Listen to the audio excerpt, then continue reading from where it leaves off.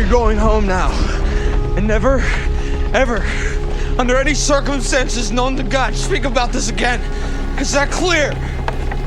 It is not merely a future therapy bill, agreed? We make a pact. Right here and now we take this to our grave. Agreed. I'll never mention it again. Okay, Barry, we take this to the grave. I'm going to be sick, she thought. Her legs felt weak, and she reached out and caught hold of the edge of the table to steady herself. It's a dream, she told herself hopefully. I'm not really awake and standing here in the dining room at all. I'm lying in bed upstairs, asleep, and this is only a nightmare like the ones I used to have back in the beginning. I'll close my eyes, and when I open them, I will wake up. It will be gone.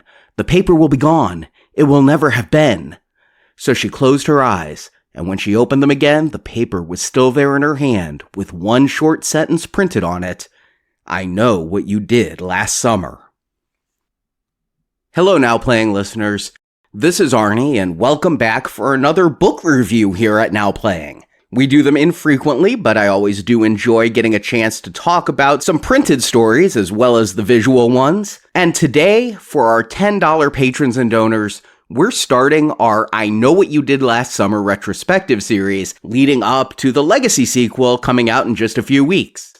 As part of that donation series, we're reviewing the original film, the sequel, the direct-to-video sequel, the one-season TV series, and then, the new movie coming out. And here I am to review the source novel for I Know What You Did Last Summer.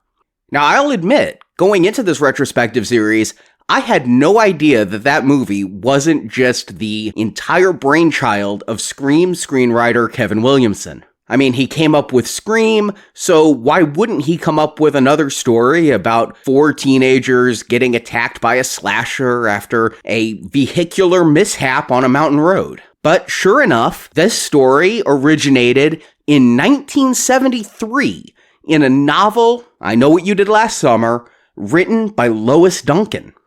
I felt like as part of the research for that series, I should read this book, and I gotta say, it's a very quick read. It's only 199 pages. I think I read the entire thing in less than 3 hours, and that's including some cross-referencing and some looking stuff up. I mean, this is a young adult novel, so it goes down easy and quickly, and you may be a little bit shocked that this R-rated horror film stems from a young adult fiction, but this is where we'll get into some of the discussion, because this book shares more in common with the movie than I would have expected, but it is certainly its own thing.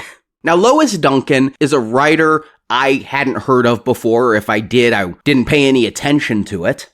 But she has written over 40 different books, many of which are young adult fiction novels in the thriller suspense category, some horror, very light horror since it's young adult. And while I do think most of her books are lost to time, and maybe some older Gen Xers who read her or baby boomers when these books were new, I don't know that a lot of people are going back to the 1958 book Love Song for Joyce, or even the 1970 book Peggy. One of her titles did interest me, Killing Mr. Griffin in 1978, making me wonder if Kevin Williamson took that as inspiration for the film he was going to call Killing Miss Tingle, but no, it has no relation. But outside of I Know What You Did Last Summer, I think Lois' work may be most familiar to people because she did write a 1971 book, Hotel for Dogs. That was made into a movie in 2009 from Paramount and Nickelodeon, starring Emma Roberts. And I remember that movie being kind of a big deal. So while I didn't realize that movie either was based on a novel, she does have 2 cinematic hits under her belt, as well as a couple other books that were adapted into films. So I looked, and I Know What You Did Last Summer is still in print. I picked it up for Amazon Kindle and started reading it. And I noticed something was a little bit odd about the book right away. In chapter 2, the character Barry, who was played in the movie by Ryan Phillippe, is thinking about his girlfriend Helen, played in the movie by Sarah Michelle Gellar, and it said, she seldom even texted him unless there was a definite reason. And I'm like, wait, texted him? This book came out in 1973. And then the next page, Helen, who works at a news station, says, I've got a webcast to do in a couple of minutes. So I started digging into this because what the hell is going on? Is Lois Duncan a futurist? No, it turned out that this book was rewritten and republished in 2010 as a way to be able to relate to young readers. Several books by Little Brown Press were updated to be a little bit more current. And I Know What You Did Last Summer was one of those. And so some of the differences are a character named Bud was a Vietnam vet in the original book. Now he's an Iraq war vet. At one point, Julie is listening to a CD player, whereas in the original, she was listening to a record player. And then in the new version, Bud, along with the character of Ray, who was played by Freddie Prinze Jr., go to Starbucks. Whereas in the original, he was headed to a drugstore that had a soda counter or something in it. Well, I wasn't sure how much was changed in this book, and since the rewritten version came out after the movie, I went to eBay, ordered myself a paperback copy of this book that had the movie tie-in cover. It was cheap, and I read the original version of this book, but several times I found myself looking at the Kindle version to see, did they update that? Did they update this clothing choice? Did they update the fact that Ray put a dime in a payphone instead of a quarter, or even using a cell phone? And yeah, they made a lot of those changes, including adding cell phones. But the changes are mostly cosmetic that I could tell. The cell phones aren't ever used in a case of emergency in a place where they weren't using a telephone in the original book. But I wanted that 70s feel when reading this book. I wanted to know what Kevin Williamson saw in the original novel that inspired him to make this movie. And yeah, I wanted some of those dated references. If it's a 70s book, I want to hear about Vietnam. I want to hear about the things that are now out of date. So what did I read? Well, in some ways, it's very close to the movie. There are 4 characters. Our main one is Julie James, who is the character that Jennifer Love Hewitt played in the movie. Now, in the movie, all 4 characters were high school seniors about to go off to college or other adult adventures. Here, Julie James is just finishing her senior year of high school. Her boyfriend, Ray, or as the book starts, her ex-boyfriend, was a senior and has now gone off to California after high school. So we have what seems actually reasonable is some high school senior boys dating some high school junior girls. And as the book starts, Julie is finishing up her senior year and she gets an acceptance letter into the college she wanted to go to. But there's another letter in the mail, no address, no signature, just saying, I know what you did last summer. Now, in the movie, we know what they did last summer. The movie is told linearly. We start off with the 4 kids at their graduation party. They go out, they have too much to drink, and they hit somebody by the side of the road. They're not sure who they hit, and that's kind of the mystery of the movie, but we know what they did last summer. They hit somebody in the road and then covered it up by dumping the body in the water, and now somebody is after them for revenge. Here, we don't know what they did last summer. We pick up as Julie's starting the summer after her senior year. Somebody leaves a note of, I know what you did last summer, but what they did is a mystery to the reader. This is something that's going to be teased out over the course of several chapters, about half the book, giving this novel a real mystery feel as we're left wondering, A, what did they do last summer? And B, who left the note? Who is after them for what they did and why? Now, unfortunately, if you're reading the first edition of this book, the cover tells you what they did last summer. I can't believe that the cover of this book spoils one of the big mysteries. I'm going to spoil it here for you because I feel like it's vital to tell as part of just discussing this book. They didn't hit some random fisherman on the road or some suicidal guy who changed his mind at the last minute. No, the 4 of them did go out and they were drinking and smoking weed, as kids in the 70s were wont to do, as well as now. And while driving on a curvy road, they hit a 10-year-old boy. He was riding his bicycle home at night. His bicycle had no reflectors. There was no way for the car to have seen him, but they run over the boy and he dies. Now, they don't try to cover it up the way they do in the movie. They don't hide the body or anything like that, but they also don't take culpability for their actions. They drive away from the boy and call an ambulance anonymously. But the boy does die, and much like the movie, the pact of secrecy does tear these four friends apart.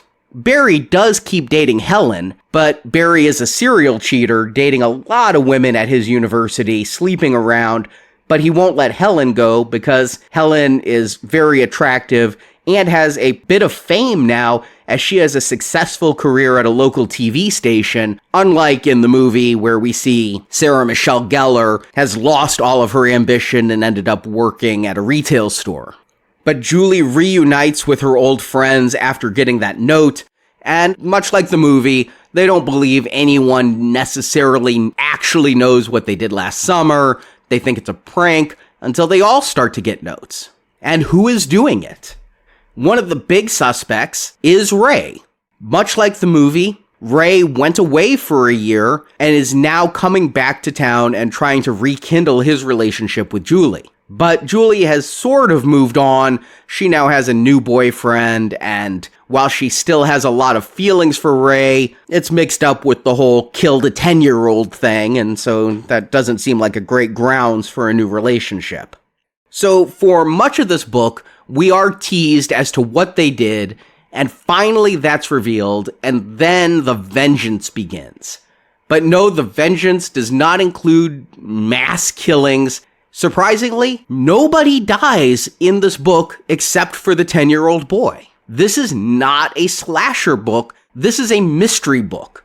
There is more violence than you would get on, say, your average episode of Scooby-Doo, but I definitely got Scooby Gang vibes off of this story as four teenagers in the 70s smoking weed are going around investigating a mystery and interrogating people, including, just like the movie, the dead boy's sister. Yeah, the Anne H character in the movie is actually based on a character in the book.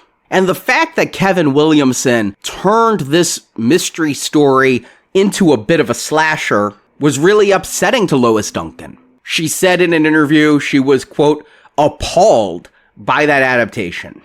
And part of that reason is in 1989, one of Lois Duncan's children, her daughter, was murdered at the age of 18. This very much changed Lois Duncan's view on thrillers and violence. She, after her daughter's death, didn't write any more mysteries or thrillers. She ended up writing children's picture books. Obviously, that is a tragedy that would change one's perspective greatly, but that her pretty non-lethal book got turned into a 90s slasher is a great shift in tone.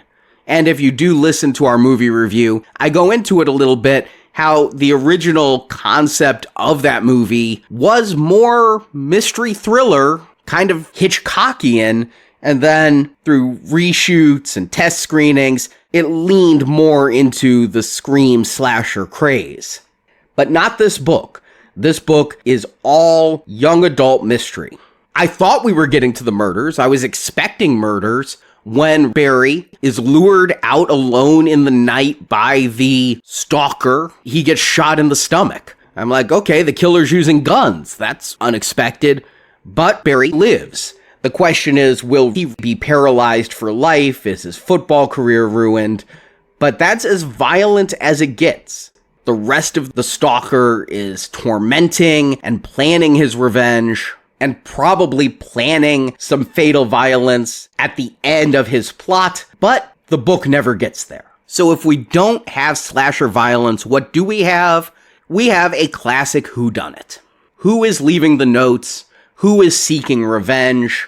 Now, in our review of the movie, I call out Kevin Williamson because I feel like I Know Who Killed Me the movie is a little bit of a cheat. I don't think anyone could reasonably deduce that they actually hit a fisherman named Ben Willis, and Ben was alive, and Ben was the father of a dead girl who was dating a guy who's the guy they thought they hit and killed. It's a lot of convolutions, and while there's several suspects set up in the movie, they're all red herrings, and at the end, much like Friday the 13th, the killer just reveals himself and you never could have guessed that was the person because you'd never seen them before. Lois Duncan plays by more strict whodunit rules. There's several suspects, including the group of four themselves, most specifically possibly Ray in the beginning, but there are other characters. Again, there's the dead boy's sister. There's the character's parents. There's Julie's new boyfriend. There's a new guy living in Helen's apartment complex chatting her up. I don't know that enough clues are specifically dropped where you'd be able to figure out the killer before the book tells you, but if you just read a lot of these stories or watch a lot of them as I do, I was able to figure out both twists. Yes, there are two twists at the end of this book, and I kind of suspected where Lois was taking this story. But she plays by the rules, unlike the movie. Clues are dropped, characters are made suspect, and one of the suspects is indeed the stalker. And I'll say that the end twist beyond who the stalker is clever. I'm glad there's a second twist and not just who did it. It makes for some extra fun, and so I'll give the book that. So, is the book any good? Should you read I Know What You Did Last Summer? Overall, I thought the book was fine. I can't say that I thought it was something special. I can't say, oh my god, you have to read this. And even if you're a super fan of the movie, I don't necessarily think you need to go back to the source material because it is very dated, it is aimed at a younger audience, and it's not a slasher.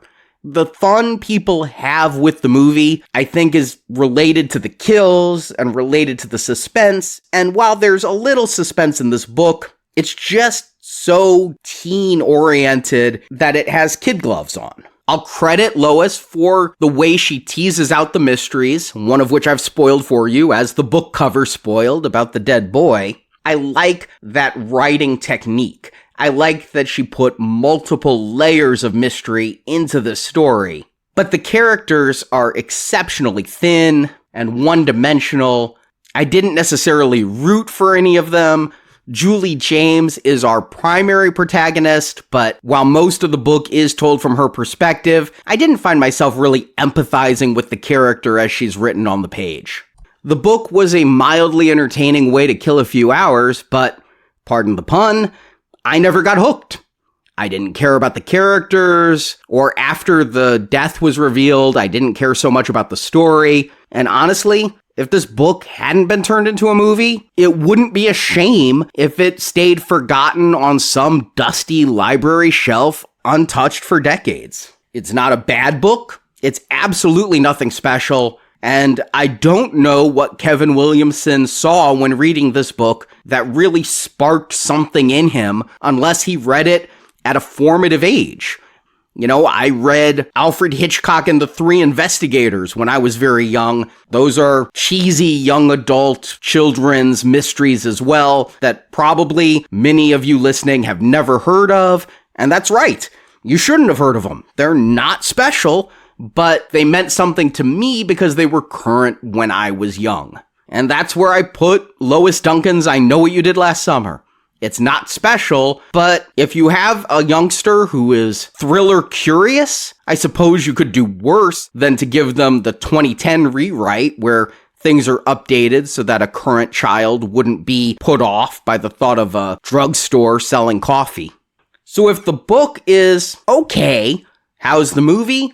Well, that review is coming out today, as I said, for silver level donors and patrons, and hopefully you'll join us to hear all 5 of those I Know What You Did Last Summer reviews.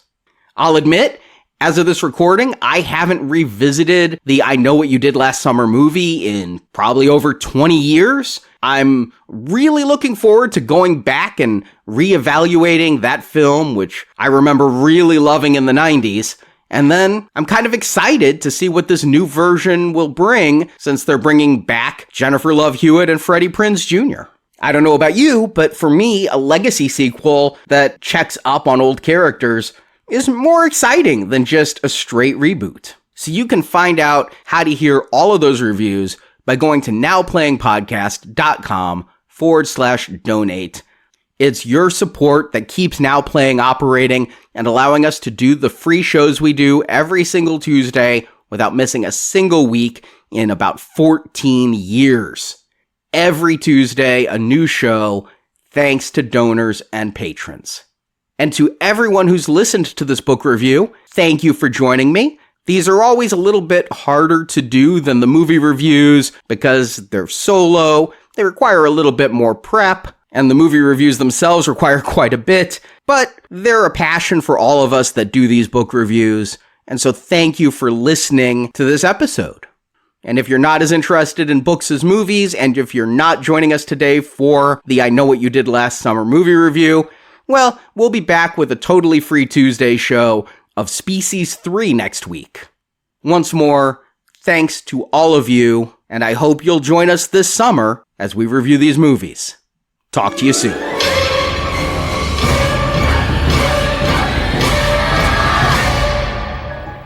The secret dies with us. Say it. The secret dies with us. Secret dies with us. Secret dies with us. Thank you for listening to this Now Playing Podcast review. The energy you give to the universe always comes back to you. We hope you enjoyed the show. Oh, it's all good. And believe me, it is all good. Help us spread the word about this show by leaving a 5-star review on Stitcher, Podbean, iTunes, or your podcast store of choice. Any fresh kill? How about Freddy or Jason or somebody? Now Playing Podcast is produced by Arnie Carvalho. Take deep breaths. Think of something happy from your childhood. What if I don't have anything happy from childhood? Associate produced by Jason Latham. He does work hard. Work hard my ass.